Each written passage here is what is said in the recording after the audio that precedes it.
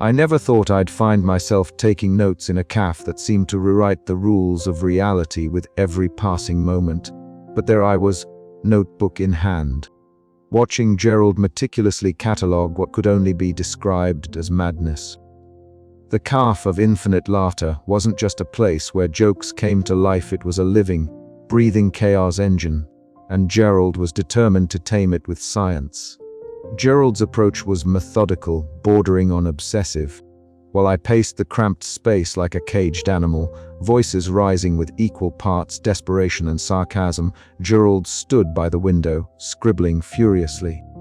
His tall frame leaned over the battered notebook, fingers stained with ink and smudged from constant erasing. Outside, the city pulsed with neon colors that flickered and twisted into impossible shapes, and whispers of punchlines curled through the air like mischievous smoke. "You don't think this is just some elaborate joke, do you?" I snapped, gesturing wildly toward the swirling chaos beyond the glass. Gerald didn't look up. "Max," he said, voice calm but firm, "this isn't a joke. It's a phenomenon, and phenomena can be studied. Patterns can be found. If we can understand what's happening, maybe we can figure out how to stop it." I wanted to believe him, desperately. But the absurdity clawed at my sanity. A man turned into a literal punchline, streets that laughed and cried at the same time, and the sinister shadow of the trickster lurking just beyond perception. How could a notebook and some observations fix that? Luna appeared behind the counter, her bright purple hair a beacon in the dim cafe light. She slid a steaming cup of coffee toward me, the liquid glowing faintly with an otherworldly hue. "You were both missing the point," she said with a grin that was equal parts mischievous and knowing. "The trickster feeds on chaos. It grows stronger with every laugh, every gasp, every little ripple of madness. Gerald's notes might help, but you need to be careful not to become part of the joke yourselves." Her words hung in the air as the cafe walls began to ripple, shimmering like heat waves on a summer road. For a moment, the room fractured into a kaleidoscope of absurd images, faces melting into clocks, chairs folding themselves into pretzels, and the faint sound of a laugh track playing somewhere just out of reach. Gerald flipped a page without missing a beat. "Fascinating," he muttered. "The physical space itself is subject to distortion. This is beyond any known quantum anomaly." I rubbed my temples. "Great, so not only are we stuck in a cosmic joke, but now physics is playing along too." The tension between Gerald's scientific rigor and my chaotic panic was palpable. Yet, strangely, it was this uneasy alliance that kept the madness from swallowing us whole. While I wrestled with the weight of my own words and the consequences they had unleashed, Gerald sought patterns, data, anything that might anchor us back to reality. "Have you noticed?" Luna said, leaning in conspiratorially. "The cafe seems to pulse with the trickster's moods. When it's amused, reality warps more playfully. When it's angry, well, that's when things get dangerous." I swallowed hard, so we were basically living inside the mood swings of some cosmic jester. "Exactly," Luna replied, eyes gleaming.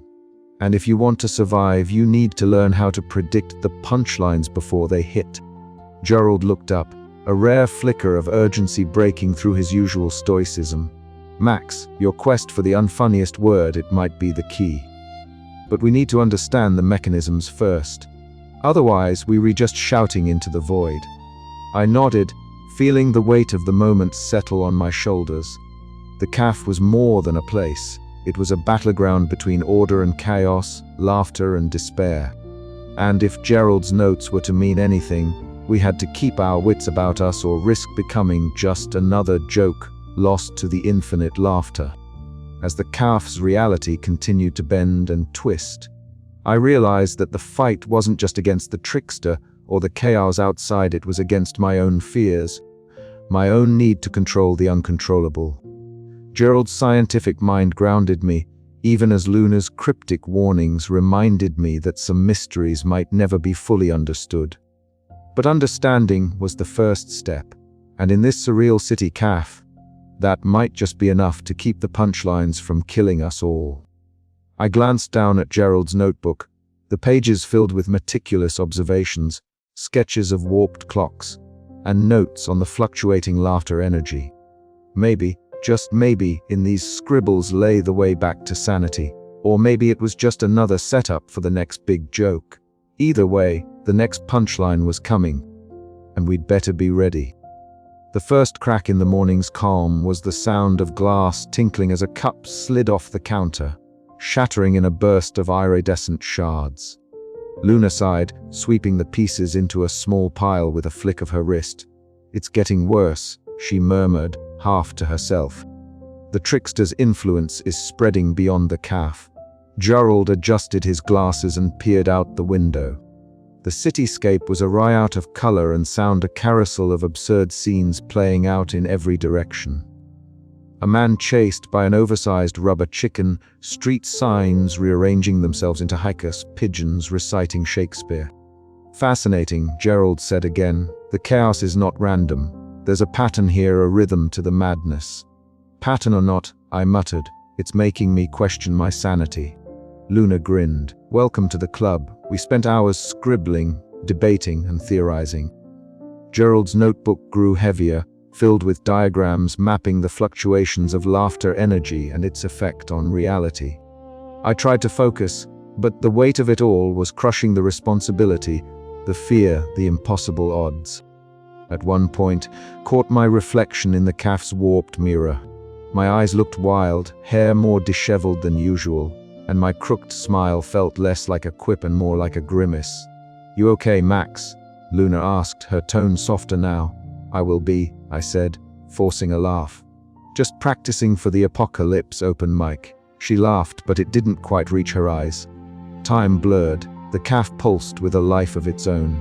Laughter echoed from unseen corners, sometimes warm and inviting, other times dark and menacing. Gerald's notes became our anchor, a fragile thread connecting us to reason amidst the chaos. But the trickster was watching, waiting, and the joke was far from over.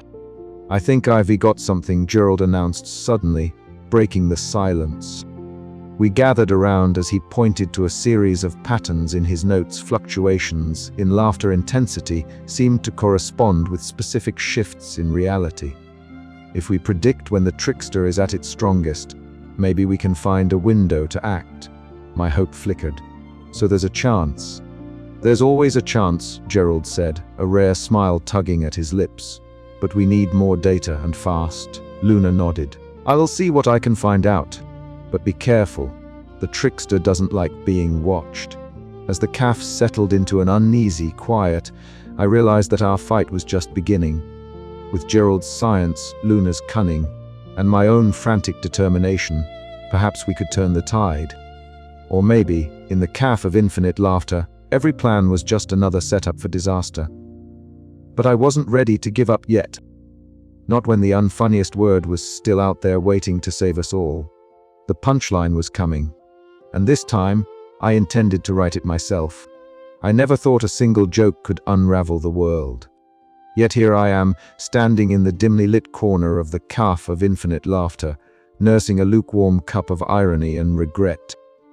The stale scent of burnt coffee clings to the air, mingled with the faint echoes of laughter and groans from my failed open mic set. The stage, once a hopeful platform for my comedic dreams, now feels like a hollow pedestal where my career came to a crashing halt. It was that punchline, sarcastic, sharp, and utterly careless, that set everything off. A throwaway quip meant to mask my embarrassment, now the catalyst for a surreal transformation that turned the entire city into a carnival of absurdity. Buildings bending into ridiculous shapes, giant rubber chickens parading down the streets, and everyday objects springing to life with the weird logic of a bad sitcom. The joke didn't just break the room, it fractured reality itself. I closed my eyes and let the memory flood back. The murmur of the crowd, the nervous energy buzzing beneath my skin, the collective anticipation that always precedes a punchline. Then, the words slipping out, sharper than I intended. "Well, if this gig was any worse, it'd be a tragedy or a clown convention. Guess I'm stuck in both." The silence that followed was thick, heavier than any awkward pause it ever experienced. then the laughter nervous at first, then growing unhinged and strange. Something shifted. The air thickened, the lights flickered. I felt it before I saw it, the thin veil between reality and absurdity tearing at the seams. Around me, the caf began to ripple like a disturbed pond. The walls shimmered, colors swirling in impossible patterns, neon signs twisting their letters into nonsensical phrases. From the corners of my vision, I caught glimpses of jokes I'd heard and told, snippets of laughter frozen in time, floating like spectral bubbles. Each one popped silently, releasing flashes of bizarre scenes: a man juggling flaming toasters, a dog reciting Shakespeare, an elevator that only moved sideways. I staggered back, heart pounding. This was no ordinary joke gone wrong. The caf of infinite laughter wasn't just a place for comedy, it was a conduit. My words, fueled by frustration and desperation, had tapped into something ancient, something wild. "Max," a voice whispered, breaking through the chaos. I turned to see Luna, the caf's enigmatic barista, her bright purple hair glowing softly under the shifting lights.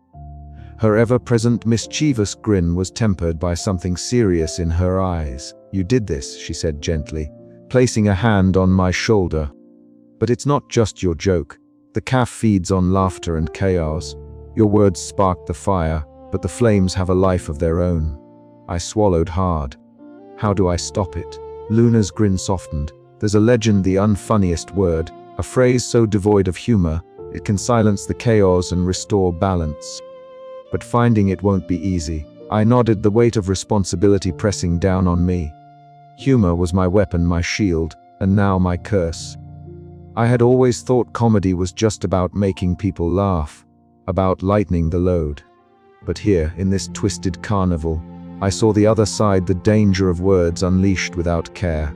Outside the caf's foggy window, the city writhed in its new form. Giant rubber chickens marched down the street, their plastic beaks clacking rhythmically. Lamp posts bent double, chuckling quietly to themselves.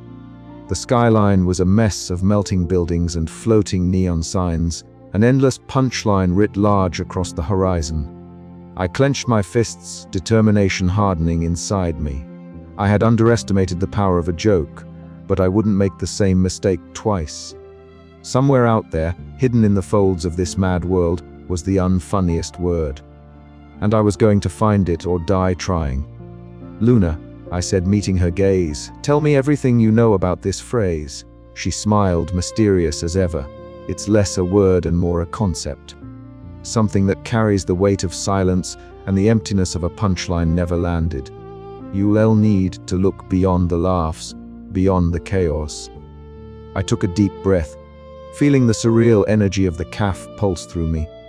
This was more than a quest, it was a reckoning. For the first time in a long time, I felt something I hadn't in years: purpose. And yet, as the caf's laughter echoed around us, I couldn't shake the creeping thought: if humor was the spark that lit this fire, was silence truly the extinguisher? Or would the world, stripped of its laughter, fall into an even darker void? The joke that broke the world had changed everything. And now I was the punchline and the puncher, the victim and the savior. The road ahead was uncertain, but one thing was clear: I couldn't run from the power of words anymore. Not if I wanted to reclaim my life and save the world from turning into one endless, maddening joke. So here I stand, on the edge of absurdity, ready to dive deeper into the caf's mysteries. The unfunniest word waits somewhere in the shadows, a paradox wrapped in silence, and I'm the only one foolish enough to chase it. Because sometimes the only way to fix a broken joke is to find the one punchline no one wants to hear. And believe me, it's not going to be pretty. The caf's neon lights flickered as I turned away from the window, the quiet hum of distorted laughter fading into the background. Luna's presence beside me was steady, a reminder that even in chaos, there could be guidance. As I stepped back onto the warped streets, the city seemed to pulse with anticipation, as if it too was holding its breath for what would come next. I tightened the straps on my worn-out jacket, the crooked smile returning to my face, fragile but defiant. The punchline wasn't just a joke anymore, it was a challenge. And I was ready to meet it head on, because sometimes the greatest comedy is found in the darkest moments. And sometimes the only way to end a joke is to write its final line. With that thought, I stepped forward into madness, into hope, into whatever came next. The moment I stepped beyond the shimmering threshold at the back of the cafe of infinite laughter, reality seemed to fold in on itself like a poorly constructed accordion. The hallway stretched before me, a corridor lined with tall mirrors whose surfaces rippled like disturbed water, reflecting 1,000 versions of me. But these weren't just reflections, they were caricatures, grotesque and exaggerated, each one a distorted echo of my own insecurities. One reflection had the face of a clown with tears streaking down the makeup. Another morphed my crooked smile into a grimace of despair. I could hear the faintest sound behind the glass muffled laughter, like a distant storm of chuckles trapped in a glass cage. The air was thick with a cold unease, pressing against my chest with every step. "Welcome to the heart of the joke," Luna's voice whispered behind me, her mischievous grin glowing in the dim light. "This cafe doesn't just serve laughs. It serves truths, sometimes bitter, sometimes bitterly funny." I swallowed hard and pressed onward, the mirrors warping my sense of direction until I found myself in a vast, kaleidoscopic carnival. The scent of burnt popcorn and stale coffee invaded my nostrils, mingling with the faint, sore tang of sweat and desperation. Around me, jesters in motley costumes debated politics with absurd gravity, their voices rising and falling in exaggerated cadence. One argued that society was nothing more than a joke, while another insisted the joke was society itself. Their faces twisted into grimaces of seriousness so profound it became hilarious, if only the laughter didn't feel so hollow. "This place," I muttered, "is a circus of satire." Luna chuckled, her bright purple hair catching the neon glow. "Exactly. It's a mirror held up to everything we pretend to understand." As we ventured further, the carnival faded into a claustrophobic room where patrons sat frozen in endless loops of the same joke, their smiles fixed and grotesque. The laughter was forced, mechanical, echoing off the walls like an oppressive chant. I could almost feel the weight of their joylessness crushing the air itself. "Funny doesn't always mean free," Luna said softly. "Sometimes it's a cage." I nodded, the melancholy settling deep in my bones. This was no longer just a game or a prank. It was a prison of endless mirth, a purgatory where humor lost its soul. Our path led us next to a towering, living book, its pages alive with whispers and flickers of light. It murmured cruel punchlines and paradoxes, each word a blade twisting in my gut. The neon hues of the cafe's magic danced across the room, warping everything into a surreal prism of color and sound. The book's pages fluttered wildly, as if struggling to contain the carnival's chaos within its bindings. I reached out, fingers trembling, and touched the parchment. The whispers rose into a cacophony, a mad symphony of wit and cruelty, beauty and pain. It was the embodiment of everything the cafe stood for, the double-edged sword of humor. "You were closer than you think," Luna said, her grin fading into something serious. "But beware the trickster watches. It feeds on this chaos and will do anything to keep you from finding the unfunniest word." I felt the weight of her warning sink in. The trials I faced were not random. They were tests designed to break me or bend me to the cafe's will. But I was no longer the insecure comedian who stumbled in here. Each distorted reflection, each absurd debate, each frozen laugh had taught me something vital. Humor is a weapon and a balm, a source of joy and a seed of madness. And now, standing at the precipice of this surreal heart, I realized the unfunniest word was not just a phrase, but a reckoning, a choice about what laughter should mean.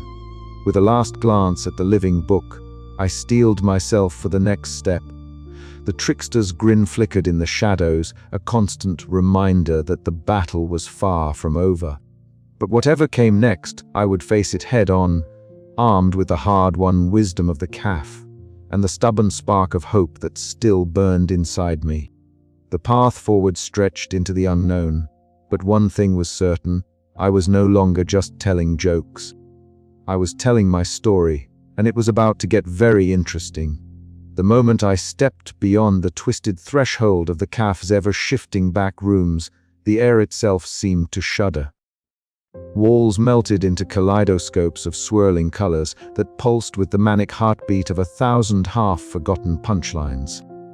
The floor beneath my feet rippled like a disturbed pond, each step sending ripples of laughter that echoed, sometimes joyous, sometimes sinister, through the warped space. I swallowed my rising panic. Somewhere in this hallucinogenic carnival lurked the trickster, the embodiment of the cafe's chaotic magic. The entity that had been pulling the strings of this mad puppet show from behind the scenes. Luna's warnings echoed in my mind, her mischievous grin flickering like a lighthouse beacon in the storm. It feeds on laughter, Max. It's not just a joke, it's the joke, and it's hungry. A sudden gust of air burst through the corridor, carrying the sharp scent of burnt toast and stale coffee, a smell that somehow felt both comforting and ominous. Then, like a spotlight snapping on, the trickster appeared before me. It was a figure stitched together from scraps of fabric and shadows, its patchwork coat constantly shifting in hue and pattern, reflecting the chaotic moods of the cafe itself. Its grin stretched impossibly wide, a crescent moon carved from pure sardonic amusement, teeth glinting like tiny daggers of wit. Eyes darted back and forth, never resting, always calculating. "Ah, Max," it purred, voice dripping syrupy mockery. "Welcome to my domain. You've come all this way to challenge the very essence of laughter. How delightfully ambitious." I swallowed hard, trying to steady the tremor in my voice. "I'm here to end this, to stop the chaos you've unleashed." The trickster laughed, a sound like shattering glass mixed with tinkling bells. "End it? But why would I want to end the party? The world has never been more alive. Besides, every joke has its punchline, and every punchline has its cost. Are you ready to pay yours?" I clenched my fists, feeling the weight of every word I'd spoken since that disastrous open mic. The quip that had shattered reality wasn't just a mistake, it was a reckoning. But I wasn't about to back down now. "Humor can heal," I said, voice steadying. "But it can also hurt. It's a double-edged sword, and you wield it recklessly. I'm here to cut through the chaos and find balance."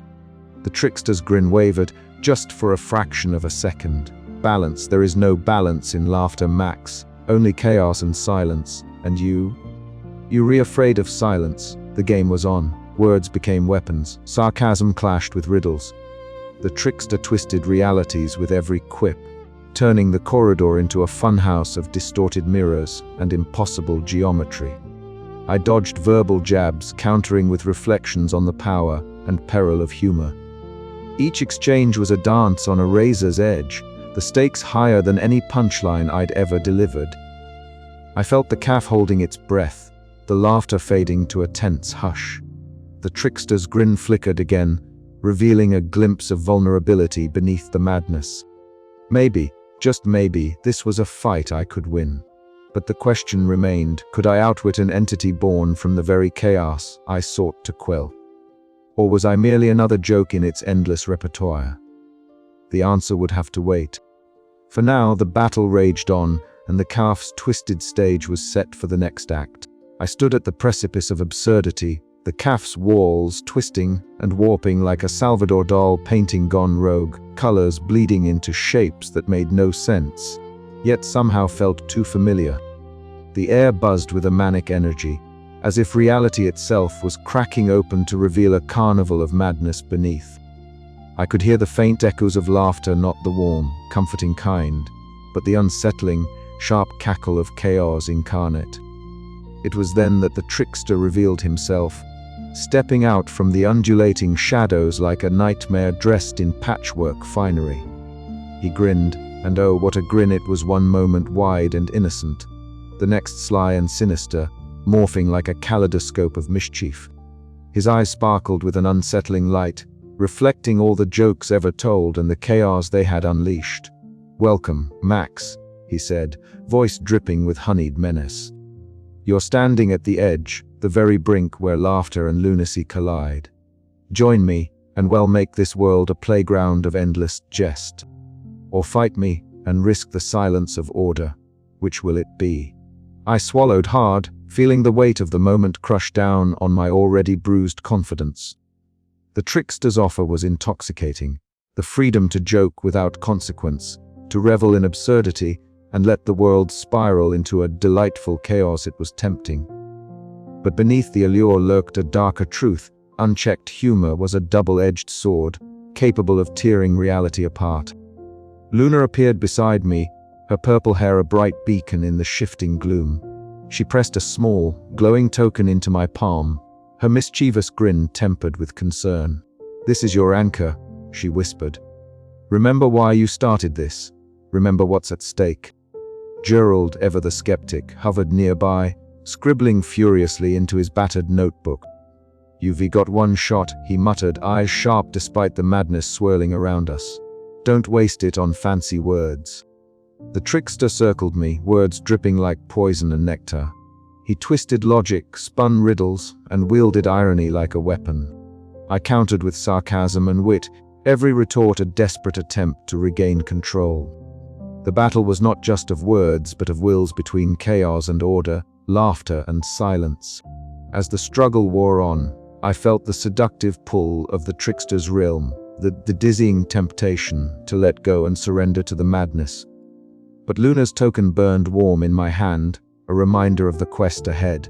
I had to cling to hope, to the belief that humor, while powerful, needed boundaries. When the trickster finally recoiled, snarling in frustration, I knew the tipping point had passed. Yet the victory was bittersweet. The world still teetered on the edge, the final battle yet to come. I was exhausted, my mind a tangled mess of doubt and determination. "You're not done yet," Luna said softly, her eyes meeting mine with fierce resolve. "But you've made the right choice." I nodded, steeling myself for what lay ahead.